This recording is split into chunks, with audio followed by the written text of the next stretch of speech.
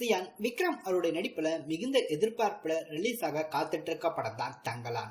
இந்த ஒரு படம் எப்போது ரிலீஸ் ஆகும் அப்படின்ற எதிர்பார்ப்புகள் ரசிகர் மத்தியில இருக்கும். ஏற்கனவே இந்த படத்துக்கான டீசர், இந்த படத்துக்கான போஸ்டர்ஸ் அப்படின்னு வெளிவந்து ரசிகர் மத்தியில ஒரு நல்ல ஒரு வரவேற்பு பெற்றிருந்துச்சு.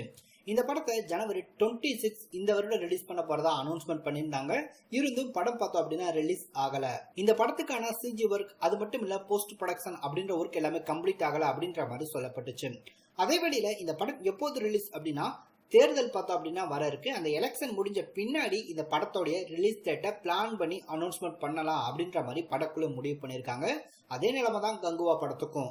அதே போல சியான் விக்ரம் அவருடைய நடிப்புல அடுத்து உருவாயிட்டு வரதான் அவருடைய 62வது படம். இந்த படத்தை சித்தா படத்தை இயக்கியிருந்த அருண்குமார் இயக்குறாரு. ஏற்கனவே இந்த படம் சம்பந்தப்பட்ட அனௌன்ஸ்மெண்ட் வீடியோ கூட படத்தையும் ரிலீஸ் பண்ணியிருந்தாங்க. இருமுகன், சாமி ஸ்கொயர் ஆகிய படங்களை தயாரிச்சிருந்த சிபு தமின்ஸ் நிறுவனம் இந்த படத்தை தயாரிக்கிறாங்க. இந்த படத்துக்கு ஜிவி பிரகாஷ் குமார் மியூசிக் கம்போஸ் பண்றாரு. இந்த படத்துல சியான் விக்ரம் அவருக்கு வில்லனா எஸ்ஜே சூர்யா கமிட் ஆகி நடிக்கிறாரு அப்படின்ற மாதிரி ஏற்கனவே ஒரு அனௌன்ஸ்மெண்ட் மட்டும் கொடுத்திருந்தாங்க. எஸ்ஜே சூர்யா இந்த படத்து உள்ள இருக்காரு அப்படின்றத, எஸ்ஜே சூர்யா இந்த படத்துல வில்லன் கதாபாத்திரம் எடுத்து நடிக்கிறாரு அப்படின்ற மாதிரியும், அவர் இல்லாம மேலும் 2 கதாபாத்திரங்கள் இந்த படத்துக்கு உள்ள வருது அப்படின்ற தகவல் கிடைச்சிருக்கு.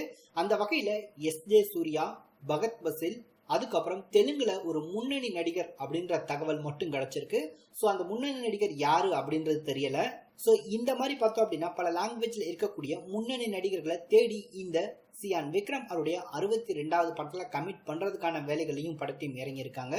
ஸோ இந்த படமும் பார்த்தோம் அப்படின்னா ஒரு பேன் இண்டியா படமா ரிலீஸ் ஆகிறதுக்கான வாய்ப்புகள் இருக்கு. ஸோ இவங்க சூஸ் பண்ணக்கூடிய ஆக்டர் எல்லாமே வச்சு பார்க்கும்போது அதை நோக்கியே நகர்றது போலதான் அமைஞ்சிருக்கு. ஸோ விரைவில் இந்த படத்துல யார் இணைஞ்சிருக்காங்க அப்படின்ற மாதிரி ஒவ்வொரு அறிவிப்புகளும் அடுத்தடுத்து வெளியாகிறதுக்கான வாய்ப்புகள் ரொம்பவே அதிகமா இருக்கு.